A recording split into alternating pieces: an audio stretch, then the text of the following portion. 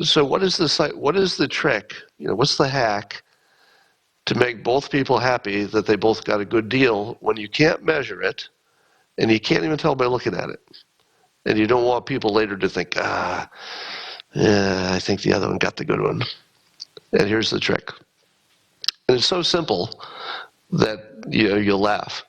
And the trick is this. One person divides the two piles all alone, and then the second person picks a pile. Did you notice that because of the coronavirus, you've got all these people doing video stuff like I'm doing now? Mm-hmm. And did you notice how many people are not good at it? Oh yeah, So, it's rough. yeah, yeah. And even the people who are experts at being on TV, let's say Joe Biden. If you put Joe Biden in a classic, television situation, he performs well. But that little bit of transition into the live streaming world with just that little bit of difference in what it is, you found that some people can do it and some can't. It's a question about how to control emotion, how to stop myself from running away with like anger. If you have a trick that's similar to the 20-second. Yeah.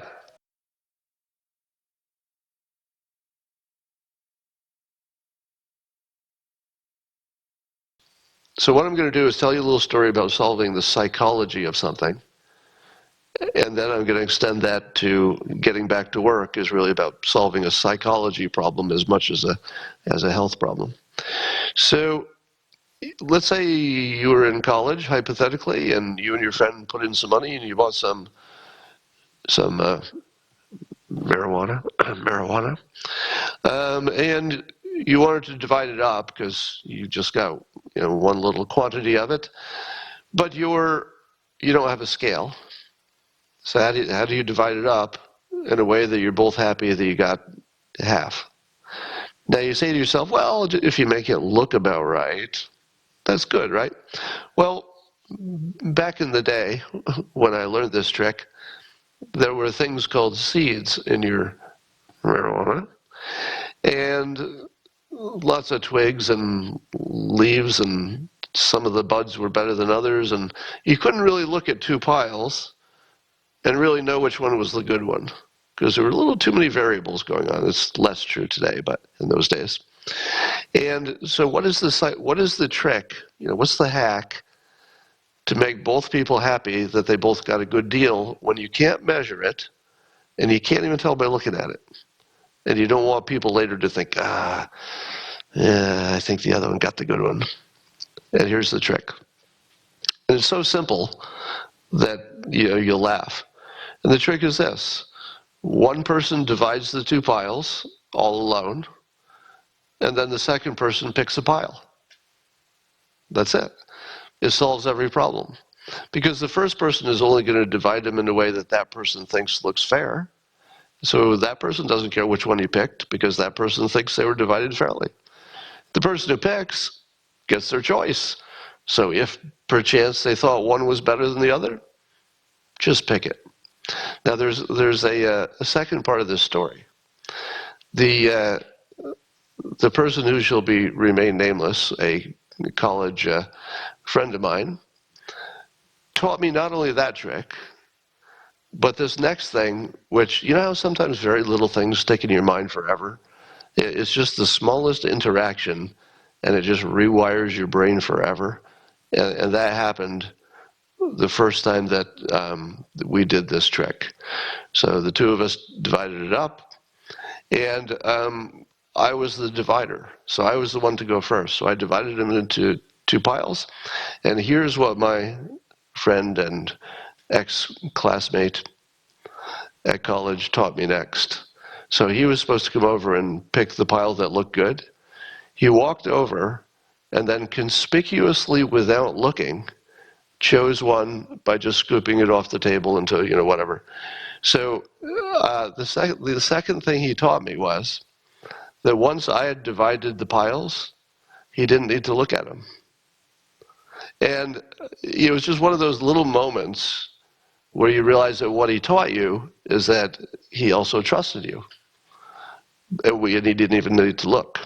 It was such a minor little, just the smallest little interaction, but I remembered it for the rest of my life because it was just a display of trust that I wasn't expecting.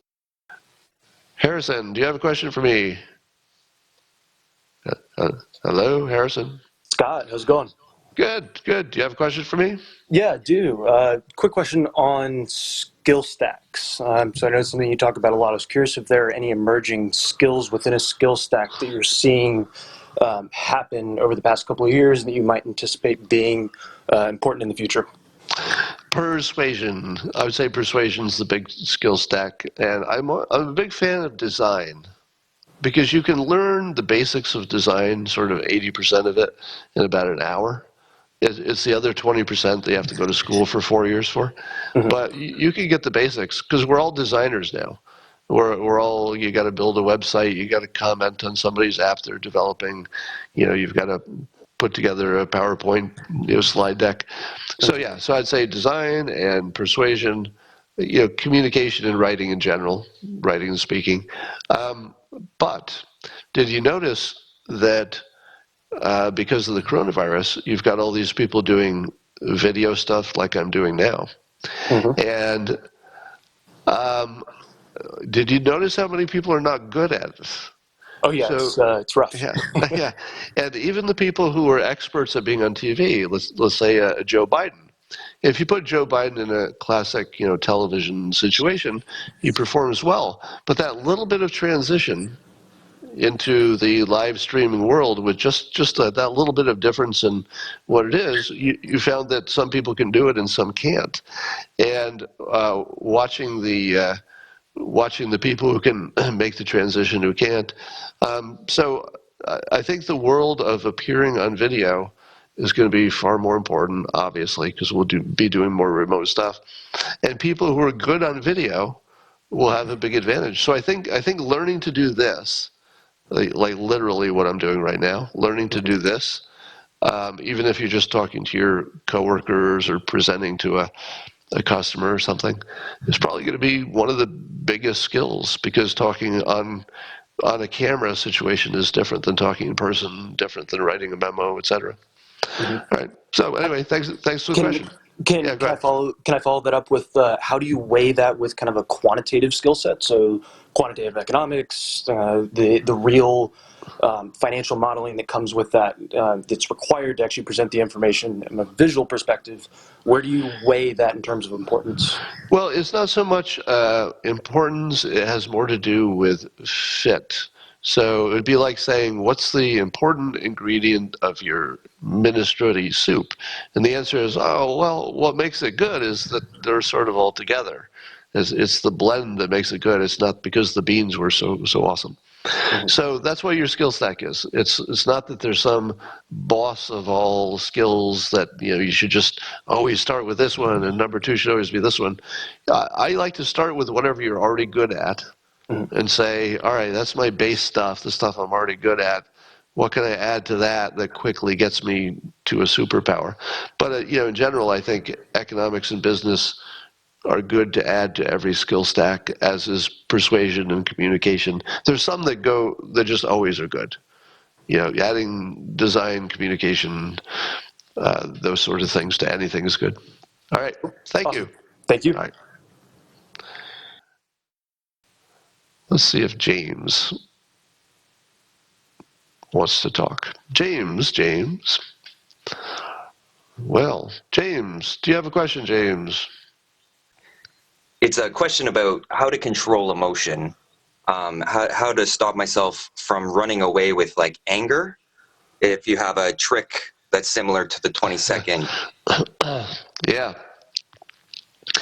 Let me tell you the bad way to do it. The way I did it most of my life is I would break something, and observers would be very upset because I'd have just some frustration about nothing important, just some, I don't know, the printer's out of paper or something. It's the last straw.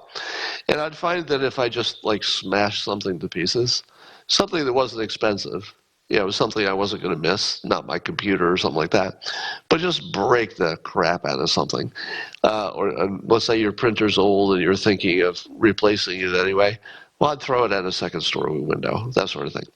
And I found that it would instantly take my stress away in a way that I don't think anybody could understand if they were observing, because it would look like I was so mad. As soon as I break something, I go, oh. Like, all these endorphins just fill me, and I'm just completely good after that. Now, the problem with that is it scares the heck out of the pets and anybody else in the house. So don't do that. It was a very selfish thing because it worked really well, but you can't do it if you're a social creature in the world. So let me give you some more practical advice. Some of it is from Mel Gibson, actor Mel Gibson. Now, you may have your opinions about Mel Gibson, but he had this one little tip, or at least I heard it from him, that he learned in acting school. And in acting school, they taught him that if he wanted to portray an emotion, that the way to get into that emotion is to breathe the way that you would breathe in that situation. So if you wanted to bring yourself into a state of, let's say, anxiety because, the ghosts are chasing you or something, you would breathe the way you would breathe if you were in that situation, and that puts the rest of your body into that mode. It triggers it. So, but that can work the other way as well. So if you concentrate on your breathing, let's say you're starting to get angry, and you just go, and you say, okay, how would I breathe if I wanted to not be angry? Like, I'll just pretend to breathe like a not angry person. And what will happen is it makes you not angry, because your mood and your attitude is so automatically connected to your breathing, and you don't know it. On a conscious level, you're not aware of it. But if you move one, it moves the other because they're almost handcuffed together. So that's a little trick. So you just go right to your breathing. You don't have to breathe. Let me say it this way. All you have to do is pretend to be relaxed and do like you're an actor. Just pretend to breathe freely, and you will. The other thing I find is that when you're angry, your body tenses up. So sometimes you just have to broaden your shoulders and stretch your back, move your neck around, and just take the tension out of your body. Sometimes you just got to take a walk. I find that the general tension level you can take off 20% just by taking a nice walk by yourself with no tension, and then everything's easier. You're not going to get that mad in the first place. So in the comments, we have another suggestion, a couple of bong hits, but that would be up to you and your doctor. So those are the big things. And the other is just practice. I definitely have a quick temper. Some of you have seen it on Periscope. That's But here's the thing you need to know. I never let my temper get that high unless it has utility. So if I'm doing it on Periscope, it's because it's something I'm especially interested in making an impression over. So I let it go, but I'm conscious of ramping it up and ramping it down. And so I always feel I'm in control of it, even if it doesn't look that way. So it's very intentional. If I let myself, in fact, you've seen it happen. You've probably seen it where I warn you that there's some swearing coming. At the time that I'm warning you, I have not ramped up to full anger yet. I just know I can. And so once I've warned people to send the children away, I just let myself go, and I can feel it raising like a temperature going up to 100, and I can do it almost instantly. But I can also bring it back down pretty quickly. So it's not too scary when it happens. Anyway, I hope that helped a little bit. absolutely. Thank you so much. I'll try that. All right, take care.